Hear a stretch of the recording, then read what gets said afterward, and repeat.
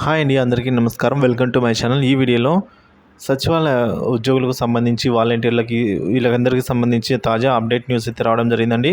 So దాని గురించిన పూర్తి సమాచారం అయితే ఈ వీడియోలో ఉంది. వీడియోని ఎక్కడే కానీ స్కిప్ చేయకుండా చివరి దాకా చూసినట్లయితే ఇన్ఫర్మేషన్ అనేది పూర్తిగా అర్థమవుతుందండి. అలాగే వీడియోకి ఒక లైక్ చేయండి ఫ్రెండ్స్.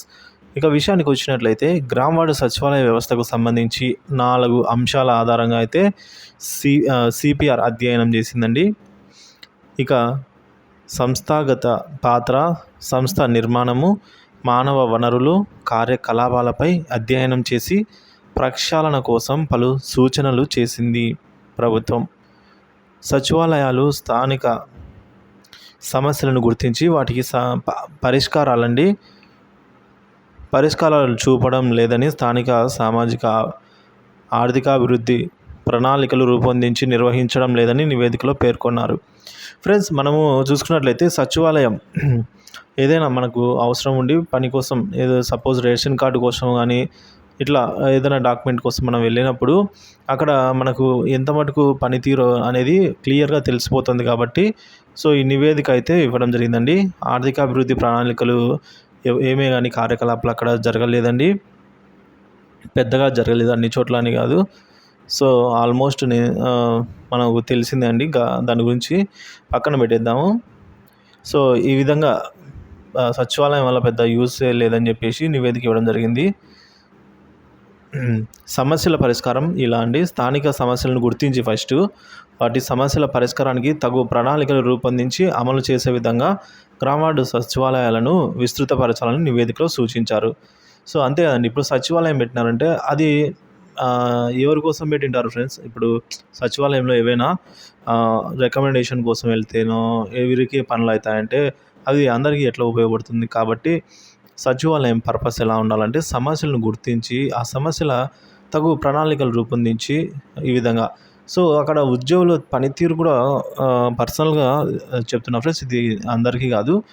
అక్కడ ఉద్యోగుల పర్సనల్ పనితీరు ఎలా ఉంటుందంటే, ఈరోజు ఎక్కువ పని చేసాం, రేపు పని చేయకపోయినా పర్లేదు అని చెప్పేసి, రేపు ఏ సర్వీసు పని చేయట్లేదు, నెట్ రావట్లేదు, సిస్టమ్ పని చేయట్లేదు, 5 రోజులు 5 డేస్, జస్ట్ 5 డేస్ అలా రెస్ట్ తీసుకోవాలి అని చెప్పేసి. ఫ్రెండ్స్, ఇక విషయానికి వచ్చినట్లయితే సంస్థాగత నిర్మాణం. రాష్ట్రంలో పలు గ్రామ వార్డు సచివాలయాలపై పని భారం వేర్వేరుగా ఉంది. 37% గ్రామ సచివాలయాలు, 39.3% వార్డు సచివాలయాలు 2022 నవంబర్ నుంచి 2023 మే నెలల మధ్యకాలం వరకు కూడా కేవలం 5% లోపు సేవలు మాత్రమే అందించాయి. ఇది ఇంకా వెల్డన్ అని చెప్పుకోవచ్చండి. సో కేవలం 5% ఎప్పుడు 2022 నవంబర్ నుంచి 2023 మే, అంటే 6 నెలలు. 6 నెలల్లో కేవలం 5% అయితే వాళ్ళ 100% కాకపోయినా 5% అయినా సేవలను అయితే అందించారండి గ్రామ సచివాలయ ఉద్యోగులంతా. సో గ్రామ పంచాయతీలకు ఫ్రెండ్స్, ఇది అందరూ ఏదో నెగిటివ్గా అయితే తీసుకోవద్దండి. గ్రామ పంచాయతీలకు సమాంతరంగా వ్యవస్థలుగా అయితే గ్రామ సచివాలయాలు ఉన్న వీటి మధ్య సంబంధాలు అస్పష్టంగా ఉన్నాయి. గ్రామ వార్డు సచివాలయాలు వీటి మధ్య.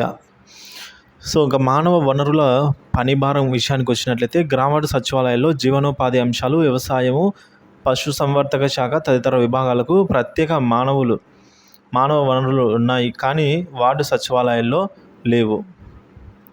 కాబట్టి ఎనర్జీ కార్యదర్శులు మాత్రం 2 చోట్ల ఉన్నారు.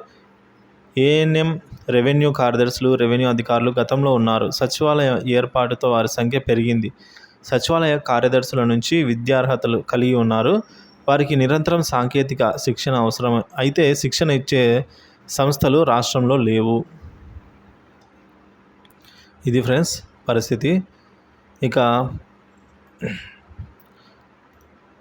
ఈ విధంగా సచివాలయ ఏర్పాట్లు అయితే జరిగినాయి, కానీ అందులో వారికి విద్యార్హతలు ఉన్నా కూడా వారికి నిరంతరం సాంకేతిక శిక్షణ అయితే అవసరం ఉంటుందండి. ఇప్పుడు ఒక సాఫ్ట్వేర్ అయితే ఇప్పుడు మనకు రీసెంట్గా గత ప్రభుత్వంలో సిఎఫ్ఎంఎస్ నుంచి తర్వాత నిధి పోర్టల్లో హెర్బ్ సైట్ అనేది తీసుకొని వచ్చారండి. సో దానికి సంబంధించి ఇట్లా సాఫ్ట్వేర్లు మార్చారని అర్థం కాక మళ్ళీ నిధికి సిఎఫ్ఎంఎస్కి అయితే వాళ్ళు రీడైరెక్ట్ అయిపోయారు. అంటే ఇక సాంకేతిక శిక్షణ ఇచ్చే అవసరం ఎంతైనా ఉంటుంది ఫ్రెండ్స్. కానీ అది లేక ఏ పనులు జరగడం లేదు. అంటే పెద్దగా వాళ్ళకు అర్థం కాక ఈ విధంగా అయితే ఉండేదన్నమాట. కార్యదర్శులకు, ఎన్‌జీఓలకు శిక్షణ అందించాలి. ఇప్పుడైతే దాని గురించి చర్య అయితే తీసుకోవడం జరుగుతుందండి. పని లేని గ్రామ వార్డు సచివాలయాల్లో వాలంటీర్లనైతే తగ్గించాలి అనైతే చెప్తున్నారు.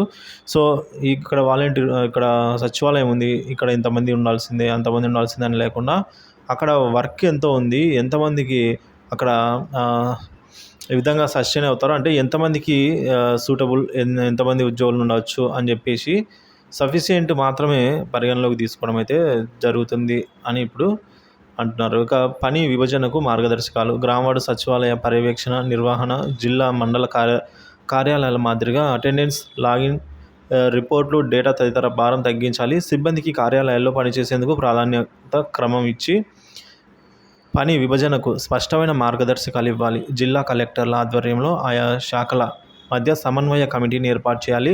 మండల కార్యాలయాల్లో సిబ్బందిని పెంచాలి. కార్యదర్శులు ఖచ్చితంగా శిక్షణ అయితే పొందాల్సిందే అని చెప్పేసి ఇప్పుడు ప్రభుత్వం అయితే చెప్తుందండి. సో, ఇక్కడ మెయిన్గా మనం చూసుకున్నట్లయితే గత ప్రభుత్వం ఏదైతే చేయలేకపోయిందో వాళ్ళ దృష్టికి మరి ఇవన్నీ రాలేదా, లేదంటే వాళ్ళు అసలు పట్టించుకోలేదా అనేది మనకు సంబంధం లేదు. సో, ఇప్పుడైతే ఈ ప్రభుత్వం ఇవన్నీ ఫైండ్ అవుట్ చేసి ఈ లూప్ హోల్స్ ఏవైతే ఉన్నాయో, ఎక్కడ డిలే అవుతుంది, అసలు మెయిన్ ప్రాబ్లం ఎక్కడ ఉంది అని మూలాల్లోకి వెళ్ళి ఇట్లా పరిశీలించారేమో. ఈ విధంగా అయితే చేయడానికి సిద్ధమవుతున్నారండి. ఏదైనా అప్డేట్ చేసుకుంటూ వెళ్ళడమే కానీ 100% ఎవరు కరెక్ట్ కాదు, ఎవరికి తెలియదు కూడా. సో, కాబట్టి రోజు రోజు డెవలప్ అయ్యేదాన్ని మనము 100% అంటే మనము బెటర్ అని చెప్పుకోవచ్చండి. ఏ డెవలప్మెంట్ లేకపోకుండా డెవలప్ అయ్యేదాన్ని అయితే బెటర్ అని చెప్పొచ్చు. సో, కాబట్టి ఇది ఫ్రెండ్స్. సో, కాబట్టి ఏపీ ఉద్యోగులకు, సచివాలయ ఉద్యోగులకు మరియు వాలంటీర్లకు కూడా వీళ్ళందరికీ సమన్వయం ఏర్పాటు చేసి వీళ్ళందరికీ కూడా ఖచ్చితంగా జిల్లా కలెక్టర్ల ఆధ్వర్యంలో ఆయా శాఖల మధ్య సమన్వయం కమిటీ ఏర్పాటు చేసి మండల కార్యాలయాల్లో సిబ్బందిని పెంచి కార్యదర్శులు ఖచ్చితంగా శిక్షణ, అంటే ఈ విధంగా ప్రతి ఒక్కరిని యూస్ అయితే చేసుకుంటారు, కానీ అవసరం సఫిషియెంట్గానే తీసుకుంటారండి. సో, ఎవరైతే వాలంటీర్లు రాజీనామా చేయకుండా ఉన్నారో వాళ్ళను మళ్ళీ తిరిగి విధుల్లోకి తీసుకుంటారు. కానీ ఈసారి కాంట్రాక్ట్ బేస్ అయితే ఉంటుందండి. కాంట్రాక్ట్ పద్ధతిలో ఒక 3 సంవత్సరాలు గరిష్టంగా అయితే వాళ్ళకు ఆ జాబ్ చేసుకునే దానికి వీలుంటుంది. ఈలోపే ఏదైనా వాళ్ళకి ఇంట్రెస్ట్ ఉండి ఏదైనా కోర్సు చేయొచ్చు. అంటే శిక్షణ కేంద్రం, స్కిల్ డెవలప్మెంట్ కోర్సులు ఏవైనా తీసుకోవచ్చు.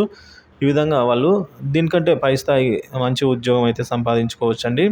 సో, ఆ విధంగా అయితే ప్రభుత్వం మార్గదర్శకాలు వేసింది. సో, ఇది ఫ్రెండ్స్. సో, వాలంటీర్ కూడా ఎవరికి కూడా సిబ్బందికి, సచివాలయ సిబ్బందికి కూడా ఈ విధంగా అయితే మార్గదర్శకాలు తీసుకుపోతున్నారు. Thank you for watching this video.